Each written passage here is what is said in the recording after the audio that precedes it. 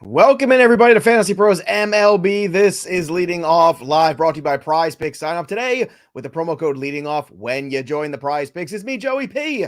Joe Pizzapia. That, of course, is the Welsh, and it's you, the Peanuts, the Cracker Jacks, hanging out, talking a little baseball. We got a lot of fantasy to get to. We got a little wagering to get to, a little DFS, a little this, a little that, and we've got some technology for the show today. That's right. So if you're listening to the podcast, you might want to just drift over to the YouTube channel because there's going to be some visual stuff here you're not going to want to miss. That's a hell of a tease, Welsh, don't you think? I don't even know what it is. I don't know what the technology is. I'm excited. Oh, it's going to be so good. Artificial intelligence. Not excited, actually. Now that I think about it, not excited. No. You're going to be excited because, we have a whole thing here, Fantasy Pros, where they're encouraging us to use AI more. So I used AI more for the show. So just sit tight. We'll get to it. Let's start with Sandy Alcantara, though. Surrendered 2 runs in 6 innings Wednesday. He got a win over the Rockies. His first win, by the way, since April 7th. He's 0-5 since then with a 6.17 ERA in his past 7 starts. Ironically, I just did a write-up yesterday. It just came out on the buy low, sell high on FantasyPros.com about going after Sandy Alcantara, because if you look at the ERA and the FIP, things are starting to go in the right direction. The strikeout rate has been right around 9.5 K per 9. That's where you want him to be. So for me, this is kind of that window, especially a good start in Colorado. I don't think the window's going to be open much longer. So I think you want to stick your hands to the window. I think you want to take Sandy Alcantara off somebody else's team, put it on yours. Welsh, I know yesterday you had a trade opportunity with Sandy Alcantara, but let's take that out of the equation. Let's talk about vacuum trades now. Are you somebody that's buying Sandy Alcantara, or are you selling him off after a good start because you're worried about what you've seen so far in 23? Yeah, I think I'm in general buying him. Like you said, there's like a lot of stuff that's still sustainable. Like, yes, there may be some lows. He's walking a little bit more. He's striking out like a little bit less. But as far as how he's getting barreled and the hard hit, like that's kind of maintaining. It's really all come down to the effectiveness of his changeup, and that has kind of dissipated. But I do think that's fixable.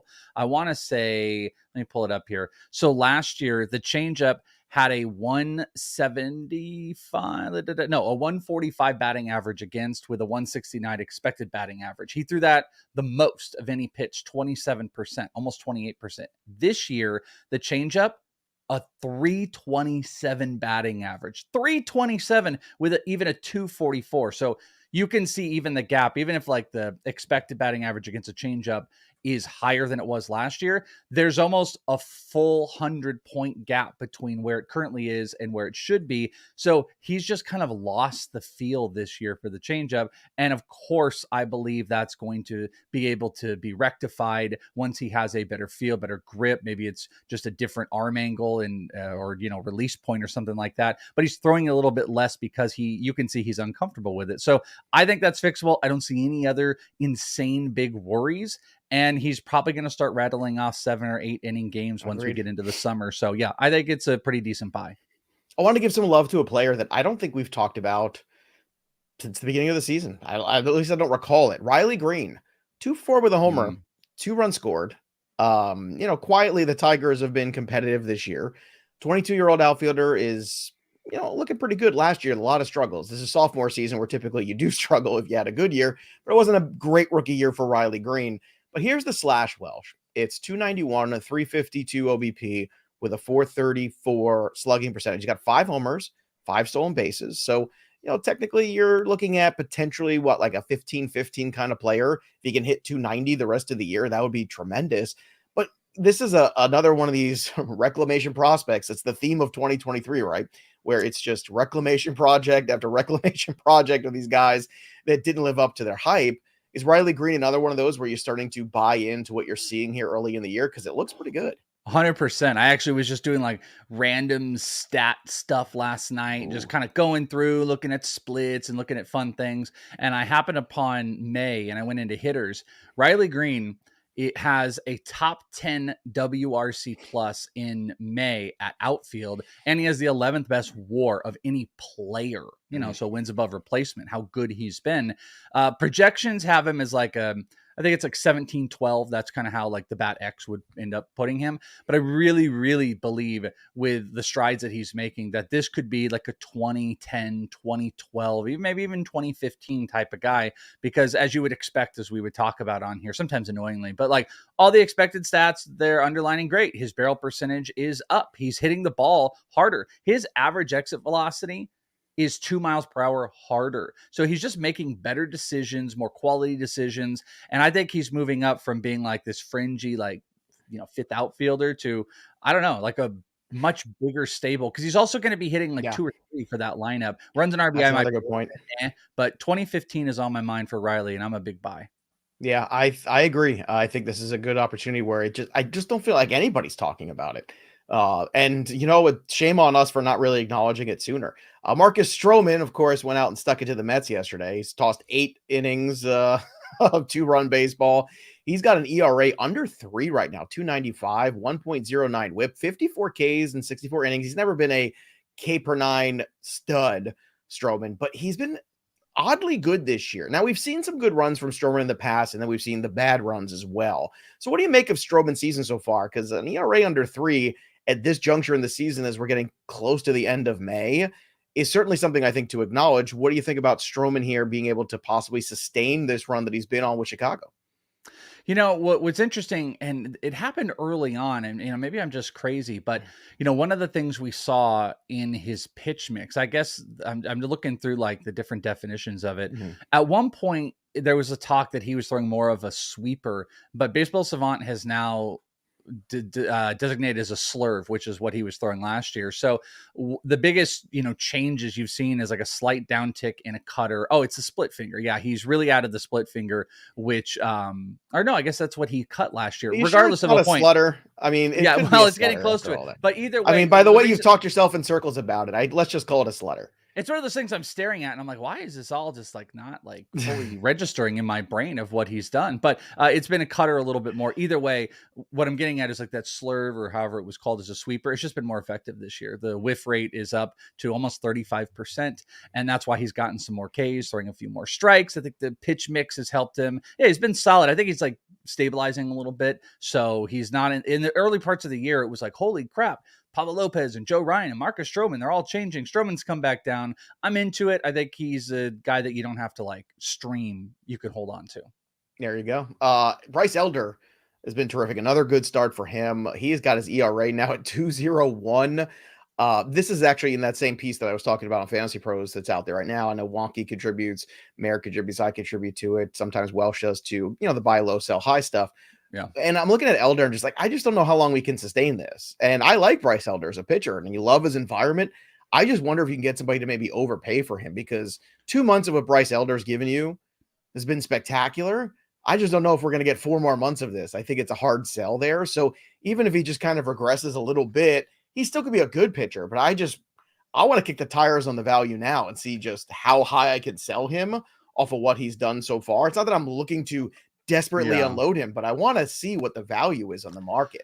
I'm going to be doing a little bit more of a breakdown on Bryce Elder today with Eno Saris, because I want to talk, because there's also an interesting thing that's come out. Like the problem with him, he has maybe the ugliest Baseball Savant page you've ever seen compared to a player who's been productive. But here's the thing. This is another one of those just random players I was looking at last night.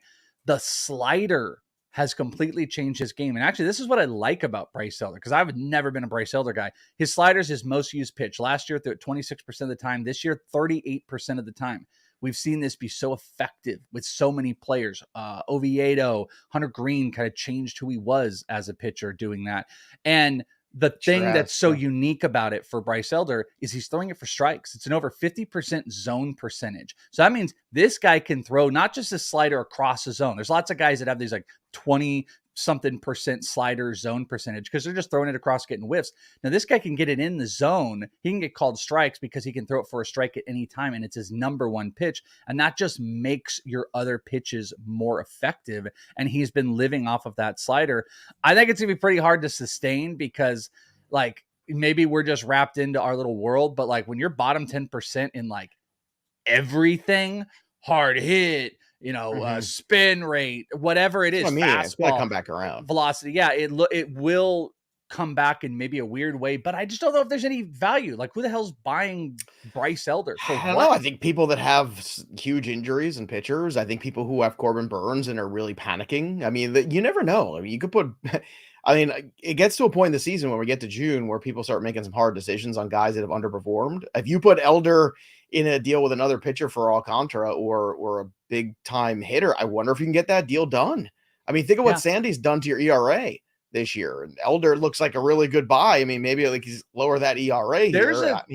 There's a tiny little part of me that might actually be like, he might be a buy. And I don't like doing it because of I how understand your point. I understand Savant page is. I think that's in a sharp league. He's a buy because I think all the sharps are looking at it and saying, okay, it's time to get out. Whereas, in the more casual formats, he might be a buy because people don't realize just, how valuable he might be. So I think that's an interesting conversation. Yeah, dangle him out there, man. Dangle him out. Fish it out. See what's biting. See what's biting. That's what Welsh's advice is, everybody. Dangle him out there. Yeah. Edouard Julien. And whatever's left of the Minnesota Twins, Julian led off the game with a homer, his first career leadoff homer. Joe Ryan went to 7-1, so good stuff there from my boy Edouard. And speaking of rookies, let's talk about Bryce Miller, your boy. Bryce Miller struck out 6 batters over 6 shutout innings. Yes, it was against the A's, but we told you go in there, go in hard against the A's every time. It just always works out for the most part. It's going to work out 100+ times this year. So I'm just saying, like, they're going to be a 100-loss team. They're terrible.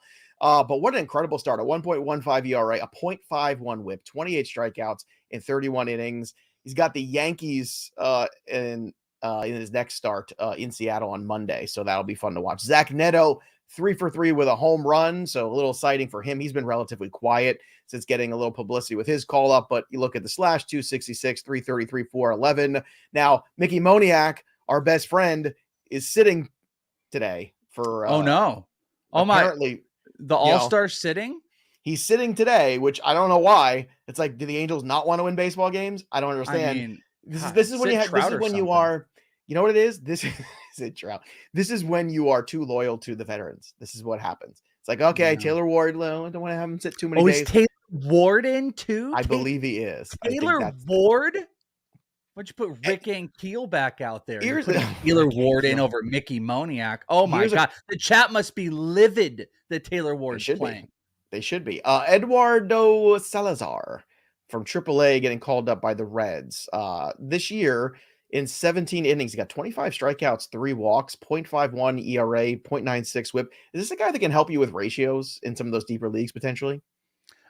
He's a Red, so he's kind of more of a pop-up guy. Had big stuff plus numbers. Sure. I would take a look at it, but this is not the Reds that I'm trying to buy into. I'll point this out.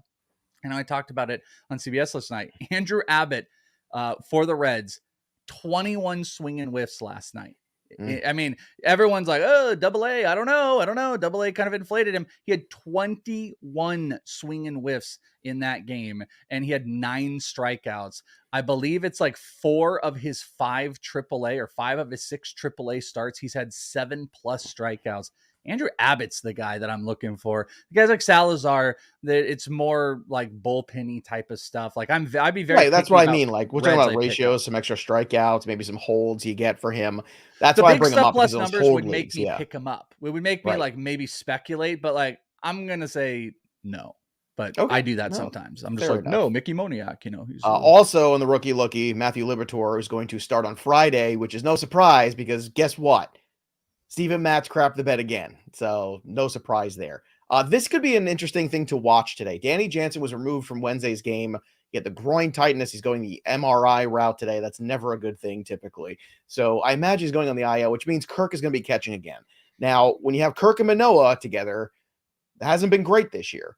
So if if Kirk hasn't fixed up that whole issue of setting up too early or whatever that is, preparation, whatever's going on there with Kirk, that was giving us bad results and aiding some of the bad stats for Alek Manoah. Keep a close eye on today and what happens here going forward, because that's another one of these things. If Danny Jansen's out for a long period of time, I don't know what we're going to do there. Eloy Jimenez will begin a minor league rehab assignment on Wednesday. So I imagine if he's starting Wednesday, then he's probably going to be back. You would assume sometime next week, Like I would say. Monday, like it doesn't need that much. Like Yeah. maybe he's even back like Sunday. I don't know why you drew him Sunday. I'd say Monday. Well, he's going to be, if he starts on Wednesday next week, then you would imagine Wednesday, Thursday, Friday. I would think they probably give him through the weekend, but you never know. Maybe just Wednesday, Thursday. Maybe they get him back Saturday, Sunday. We'll see what happens. Manny Machado took some grounders on Wednesday, and Julio Urias through a bullpen session. Yandy Diaz is also away from the team for a family matter, so keep that around as well. I don't know if I hope it's nothing serious. I hope it's, everything is okay for Yandy. We're just saying nice things about Yandy. Now, speaking of nice things, I teased at the top of the show, and it's funny because Thursday is always people think, oh, it's Thursday, it's a light slate. This is tend to be when we do our best work, I feel. This is when we sang Boys to Men just a few weeks ago on a Thursday show. We did another wacky thing last Thursday. So I read a piece on MLB.com about Francisco Alvarez, Brett Beatty, and Mark Vientos going to, I guess, the apartment or condo or whatever, wherever Mr. Alvarez is living. And Alvarez invited them all over and made lasagna for everybody. He made like a Spanish lasagna, which, the sauce is a little bit different. It's not quite the... Yeah, what's it's more more like a red chili sauce than like a traditional tomato sauce, but it's like the meat, the whole things. And I read this article and it was really nice. It was talking about the guys kind of hanging out, kind of being together, and, that Alvarez is a pretty good cook. And we've been encouraged here at Fantasy Pros to use more AI technology. And that being said, I asked AI, I said, can you generate me a picture of Francisco Alvarez, Brett Beatty, and Mark Vientos at Francisco Alvarez's house making lasagna together? So AI did that for me, and the results are terrifying. So I want you to take a good look at this. So here you go. Ethan did this up for us. Dinner is served. As you can see, it's a pretty giant lasagna. I'm not exactly sure what's happening here. Also, you can tell the logos for the New York Mets don't have, I guess, official licensing on AI. So they're very strange looking. I mean, Brett Beatty is I'm assuming that's him. Nightmare fuel. That looks like he's like it's terrifying. Powder meets the Goonies guy. It's a little sloth from the Goonies. Francisco Alvarez is missing an eye. God, AI is so terrifying. Look at the fingers that are melting with the cheese. What is this? Why would you do this to us? Because it's funny. And because it was a nice story. So here Who is that to the left? I guess that's Vientos. I assume that's their looks like that's their Nick version. Castellanos. Yeah, AI is terrifying, and this is I wanted to share this with everybody because it made me laugh out loud when I plugged this into AI and asked him for a picture, and it definitely gives you some sort of zombie lasagna sort of feeling going on with these guys. And what's really scary too? Recognition stuff. Look at this. Look at the upper half of Alvarez's body, and then compare to the lower half that's under the bowl. Like it doesn't work. No, but it works so well all together. So there you go. So dinner is served. I hope it looked better. Hope it was a better experience than that was. But again, we've been encouraged to use AI technology here at the company. Can I have access to this AI? Oh, sure. Oh, absolutely. Really? I tried to put something in about you and me in a buddy cop movie, but it wouldn't pull up our faces. So, we're not famous enough yet. Yeah. There's some of these programs that you can, well, I guess this is just probably Chat GPT, but you can like upload video. So it's got photos and stuff like that. Oh, your screen too, by the way. I know. Oh my God. Let's the robots are listening. Did everybody just see what happened to Joe? Joe if you're watching on the YouTube channel, wait a minute. I might be real? Max Headroom. I might be a robot. I don't know. That was if you say AI 5 times, I guess the AI monster shows up in the camera or something. That was creepy. So again, if you're listening to the podcast, I encourage you to follow us over on the YouTube channel, subscribe to the YouTube channel, and check out the visual of, I'll show it one more time just for everybody. There it is. Dinner is served at Francisco Alvarez. Brett Beatty is so happy. Look at him just getting ready to put the cheese in. Oh, his face is like out of Evil Dead Rise. It's terrible. It's terrifying. It's great. So many good things. All right, let's get to maggots. The other funny thing that happened yesterday in baseball was Trey Turner. We were talking after the show about Trey Turner's WBC stats being better than what he's done so far for the Phillies. And the Phillies started, of course, it's Philadelphia. They started to boo him because that's Philadelphia. And then I guess after, he had a big home run yesterday. It was kind of a breakout for him. His mom texted him, "Good game, except for your 4th at bat. I was booing you. Love, Mom." So shout out to Trey Turner's mom, who's also trolling him. You gotta love that. Joe's tough guys. Ben Lively struck out 8 and allowed 2 runs in 6 innings Wednesday. That's his first major league win since 2017. It's a long time to go in between wins. So shout out for Ben Lively for being tough and toughing it out. 3 up and 3 down. Gleyber Torres, 2 homers yesterday. Yuli Gurriel, 4 for 4 with a triple, 2 runs and a ribby. And Michael Kopech, a good Michael Kopech start. What's the world coming to? 7 innings, 9 Ks for the White Sox in their win. The 3 down, James Paxton. Was going so well, but whatever. He still had 5 strikeouts. He gave up the 5 earned. This is bound to happen. I want to see the next start, 3 innings. But Steven Matz is done. It's over. It's done. His ERA is almost 6 now. 11 hits, 6 earned runs. He is done. It's over. Matthew Liberatore is going to be the guy going forward. Yusei Kikuchi, 5 earned runs, 8 hits in 5 innings. He was also bad. But you know what's good, Welsh? What's always a good time is PrizePicks. So download PrizePicks app or go to prizepicks.com. Use that promo code leading off when you do and get a 100% deposit match up to $100. Welsh, let's pick some prizes. What do you have for the people? Very interesting. You just slipped up there. AI wouldn't be able to say 100 either. I'm terrified of the robots coming to get me. It's going to be I don't know if I'm doing a show with Joe Pisapia or if this is Joe. Well, you want to come over and make lasagna? I don't. I've never wanted anything less. All right, PrizePicks. Let's get to it. I have a weird collection. I'm getting weird on a Thursday because everything is odd like this show. So here are my picks. I have got the White Sox, Detroit, no-run first inning. There's just something about it. The top of the White Sox lineup, a little wonky, not like the Penguin, and just Detroit going up against Giolito. So I like no runs in the first inning. Austin wins with Colorado. Hit run RBI is at 1.5. I'll take the under. I don't care if it's in Colorado. It's Austin wins, a 9-hole hitter. And I'll stay in that same game. I'm going to go Kyle Freeland outs over 15.5. He's quite a bit better than you expect. Only one Marlins hitter is hitting over 300 against lefties. That is Luis Arraez, who happens to be the league's best hitter against lefties, which isn't great. He hits 391, but who cares? He hits singles. So I'm going to go with Kyle Freeland outs, essentially saying that he's going to get to 5 2/3. So that's my weird PrizePicks, my AI approved PrizePicks of the day. Angelo, listen here. I see you in the chat here talking about Liberatore getting blasted in relief. It's because he's not a relief pitcher. When you take these creatures of habit, these delicate flowers that are major league starting pitchers, and you make them do anything that's out of their routine, it's typically going to go poorly. I don't care about that at all. I don't care. It means nothing. Don't worry about it. Says the robot. Delicate flowers. I am a robot. Here's my PrizePicks for the day. Hopefully better than yesterday. So mad. Aaron Judge let me down. G. Paxton let me down. Lucas Giolito, 5.5 Ks over. Aaron Nola, 5.5 Ks over. And Trey Turner, who is back, baby. Let's go. Just 7.5 fantasy points. I love the guys that do the multiple things because it's easy for them to get over the low number of fantasy points. And by the way, Trey Turner is super cheap in DFS too. On FD, he is like 2.8. It's absurd. Why is Trey Turner ever? Because he has 13 RBI. And I don't care. He's still Trey Turner. So take advantage while the getting's good. All right, let's talk some wagering here.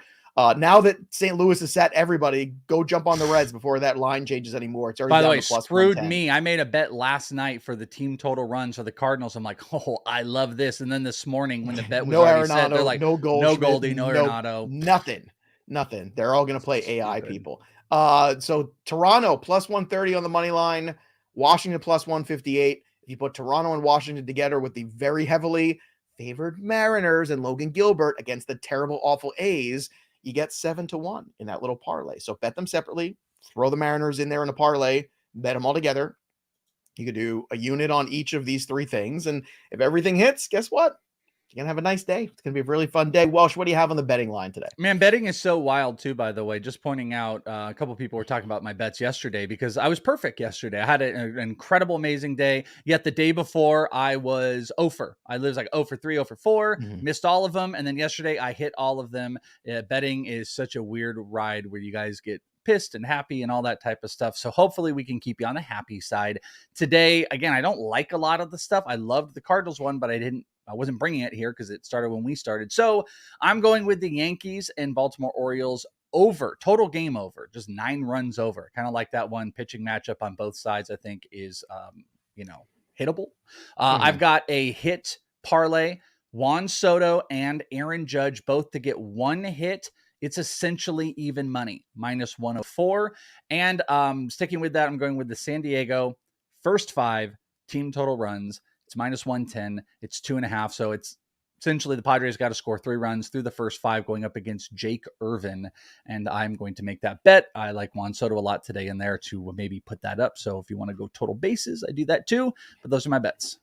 All right. BT Fout saying Pizza Pia's lasagna can be found in your local grocer section in the freezer. And of course, Donnie C, cousin Donnie, says Joe would never, as a true Italian, ever get frozen lasagna. Can I ask you?